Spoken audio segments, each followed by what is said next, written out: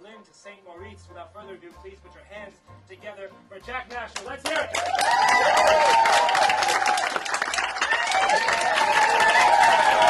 Imagine you're in Monte Carlo.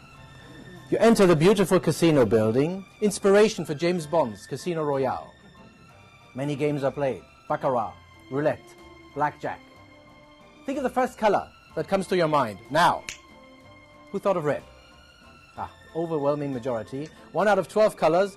But of course I influenced you. I said roulette, making you think of black and red. And then I said blackjack. Taking away this option would have been too obvious. And I have to admit the room sort of helped. To the very last card of a game of blackjack. Now, she knows the card, I know the card, and I would like you to know the card as well. Imagine the card. Who thought of the 7 of hearts? And there you see a roulette wheel. It's the largest one you've ever seen because it has numbers from 0 to 1,000. Look at me, you see the wheel spinning and spinning and spinning. Stop. And the ball goes into one certain number between 0 and 1,000. You have one? No. I do. That's not it. Please change your mind. Now, for the very first time, in a loud and clear voice, please tell us what number were you thinking of? 654. Because you are spot on.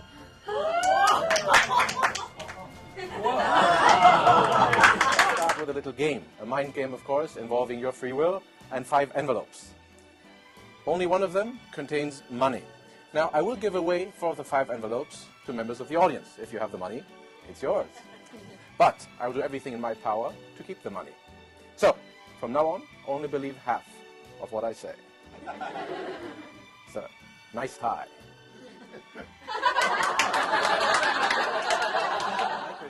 Our brain can process 1 object without counting, 2, and even 3 without counting. But as soon as a 4th one enters the picture, our brain starts forming groups. We now see 3, 1, or 2, 2. Now, I don't want to confuse you, but please pick the very next envelope. Very next one. Now. 5. That was to be expected. Hold on to it. Because men tend to pick items on the right, like you just showed. Ladies tend to prefer items on the left. But you can imagine I thought that far. Perhaps even further. The question is, where did I stop? I don't want to confuse you. Which one would you like? Do you still want this one? Fair enough. Hold on to it. Yes. Gently open it. You will not find the money because it is right. Thank you very much. I just had to get this very last envelope with the money, and that was it. Not bad, but not quite a miracle. But now, what if I knew, or if I made you all pick the very envelopes you actually picked? The one after that? And the one after that? It was 3, 2, 4, 5. Is that correct? Now, sir, may I ask you to come up, please? Yes. Welcome him on stage, please. Pleased to meet you. Now, I don't want to be rude, but I'm not turning toward you, and there's a good reason for that, because I have something pinned to my back. Now, could you gently remove it? Please hold on to the safety pin with one hand, and with the other, tear it off. Gently, and read it out. What does it say on it? Loud and clear? 3, 2, 4, 5. I believe you learned it. But it's always a guy just like you who picks this very last envelope. I don't know why. You don't believe me. I have something for you.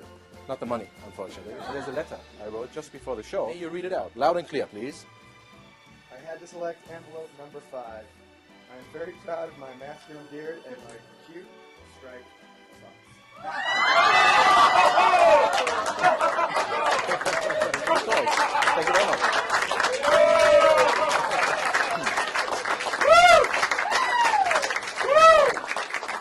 Chance. Now, a few years ago, I was on a TV show with Uri Geller. Now, Uri Geller became very famous about 40 years ago with one single effect. He bent a spoon. Many have heard of this, but very few have actually seen it happen. You will tonight, in front of your very eyes. You pick a spoon, any spoon. Good choice. You have a purse with you? Yes, put it into an empty compartment. This will save us a lot of time if it is an empty compartment, because as you know, ladies spend about 5 days of their lives on average searching their purse. I didn't make that up. Now, if you have a larger purse and you're close to the eye, please hold it up and open it. Straight as an arrow, you can verify that. I'll throw it inside, and don't let anybody touch it. Close it right now. Do we have a purse here? Your arm's getting colder and your hand's getting warmer. Do you feel that? Yeah.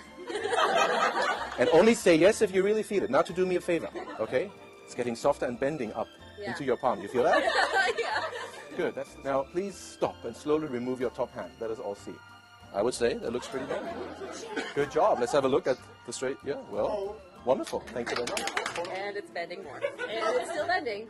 And this is weird. And it's bending. Yeah. Bending. Bending.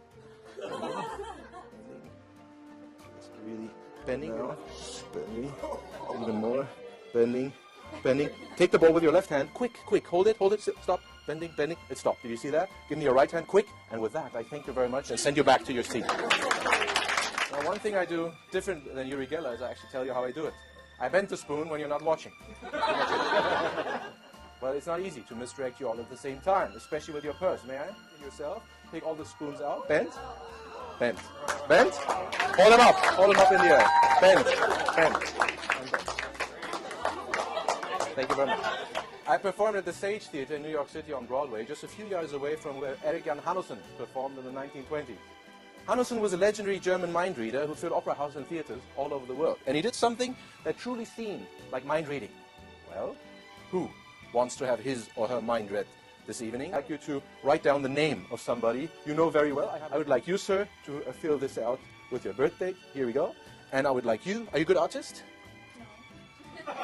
Okay, I would like you to draw something simple. Don't tell me what you're drawing, but I promise you, because I should have said before, nobody will ever see it. Okay, I promise I would not embarrass you. Anything. Okay? Sir, you of course don't have to write down your year of birth. Okay? Up to you. When you're done, please fold it up and hand me everything. Now, every thought leads to a pen, please. Yes. Every thought leads to a physical reaction. If I were to tell you to think of the letter P, you would notice your lips would slightly purse. If I told you to think of a skyscraper, you would notice that your head would tilt up just slightly. And if somebody could read these little signs, you could really do something that almost seems like mind reading. Now, I would like you to hold up the piece of paper just like this in your fist. With your right hand, please. Clench tightly, just like this. And could you please bowl your hands, because I promise you, nobody would see what you draw. Just cup them, because it's going to put them right into your hand. And I'll be back in a minute. You're thinking of a female person. You're thinking of a friend, a very close friend. There was a time you were inseparable, I think, right? Is that true? And then something happened, and you kind of disconnected. But you reconnected on a different level. Is that correct? Yes? Okay, I see when you were a kid, you had an accident involving water. And think of one of the letters of the name. Do you have one of the letters? Okay, now, I get the impression of two, almost like you had one and then changed your mind. I think the first one was J, is that correct? And then you changed your mind to S, is that correct? Okay, yes. And imagine she were here right now, where you would say, hi Jessie. Yes, there are two N's, but you think of the first N, not the second N, right? Yeah. All right. And you kind of thought about L as well. Yeah. But then you went back to N, right? Yeah. Okay, now close your eyes. Imagine she's in front of you right now. Hi, Alana. Manya. Is that correct? Hi, Manya? Yes? What? Yes. I don't believe in horoscopes myself, but that's, me neither. But that's because I'm a Gemini and we're very skeptical. Capricorns and Gemini, we don't buy them. Now, she's a Leo, right? Yeah. And Leos believe. You were born on a Sunday, actually. Maybe. Yes. You were born on a Sunday. Now, think of the exact date, okay? You were born in January, which is not because you're a Capricorn, so that was easy. You were born in January. The date, excuse me. Who's thinking about the number 12 here? Yeah? Why? That's my birthday too. Okay, that's very nice, but please stop. All right. You are born on the on the 1st of January, right? Yes. Yes. When you were about 5 or 6, you moved from there. Yes. With about 5 or 6, right? And you moved because you had relatives somewhere here. So you were kind of close to them. It was here in the LA area you moved to, right? And it was somewhere in the valley, somewhere near the valley or something. Or could that be? You moved to. I think you moved to Glendale.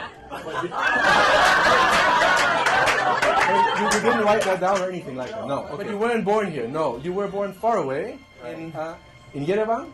Wow. 17th, 18th. Yes, you were born on the 18th. Of March. Is that correct? Yes. Revealing your year of birth. Now, you didn't have to write that down, obviously, but do you mind if I reveal it anyway? You're a young man. Sure. 69? Yeah, and in Washington State. And that's where you were born as well. You were born in Seattle. Is that correct? Yes, it is. Well, thank you very much. Thanks. Yes? You were born in Venice Beach.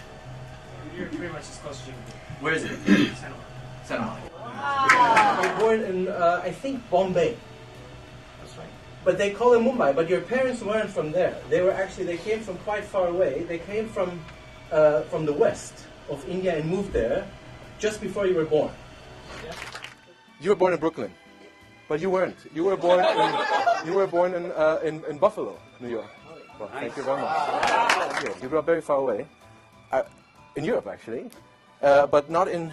No, you grew up in France, I think, and you were actually born in France. You were born in Paris. And the 16th arrondissement? Oui. Yes. Yeah.